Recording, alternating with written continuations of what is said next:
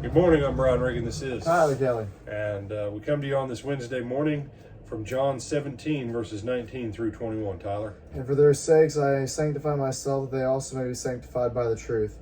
I do not pray for these alone, but also for those who will believe in me through their word, that they all may be one, as you, Father, are in me, and I in you, that they also may be one in us, and that the world may believe that you sent me. All right. He sanctified, he set himself apart.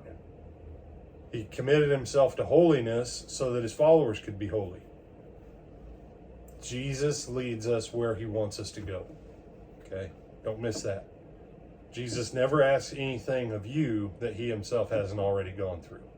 Okay? So, truth number one. Truth number two. This prayer... Oh, wait a second. Now, some people are going to go, well, verse 20 only pertains to these last few verses. I got a novel idea. What if everything Jesus started to say from John 13 about a new commandment I give you all the way through now, and what he was praying and what he was teaching and what he was trying to drive home, I don't just pray for these alone, but for all those also who will believe on me through their word. You understand Jesus' prayer was for you right now today. What he wanted for his apostles, he wanted for you. What he wanted for them in holiness, in truth, in joy, in love, he wants for you. It wasn't just for them, it was for everyone who would believe on him through the word that they preached. And they've all died, and that word's continued to be preached, and so that prayer continues to find life and meaning and purpose. So that we can be one. As you, Father, are in me and I in you, that they also may be one in us, that the world may believe that you sent me. Us being united in love, in truth, in holiness, in joy, in mission, in purpose, sanctified by the truth. All those things show that we're on with him and that he's with us. You know, because Tyler's seen this when he's been places with me.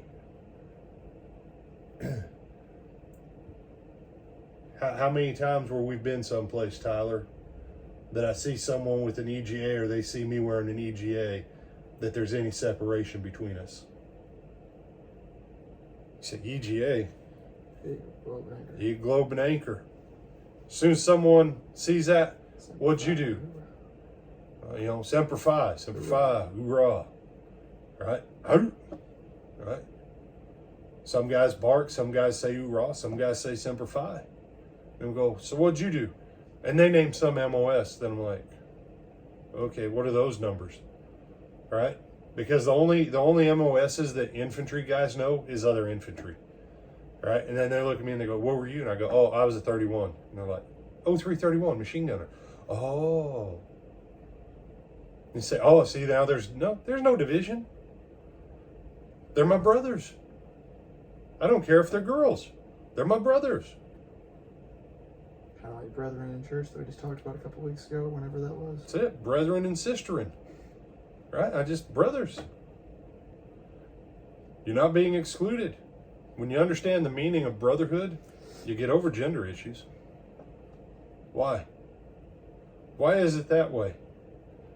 Because all of us, we took the same oath, or we gave the same affirmation of commitment when we enlisted. We all agreed to certain key principles.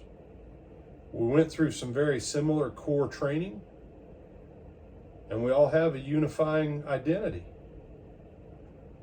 Oh, that Christ Church would be able to get on the same page as the Marine Corps. And it's the only branch of service that is actually that way all the time. Doesn't matter. Old dudes, young dudes, we're always united. What about girls? Old chicks, young chicks, we're always united.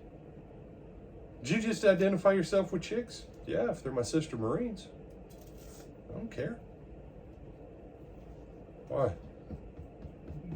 What Jesus said for his disciples, the most visible example of that in America today is motorcycle gangs and the United States Marine Corps. That should terrify you. And that should make you want to go back to church and say, we've got to get this thing figured out. That's why the church isn't being blessed like it should. So, other thoughts, my brother? No, sir. With Adam Brian Reagan, this is Tyler Gillen. When do we hope to see him again, Tyler? Tonight at 7 o'clock at the Lake Butler Church of Christ in Lake Butler, Florida, where we're going to continue our study on The sayings of Jesus. We close it out this week. right. Live and live stream. See you then.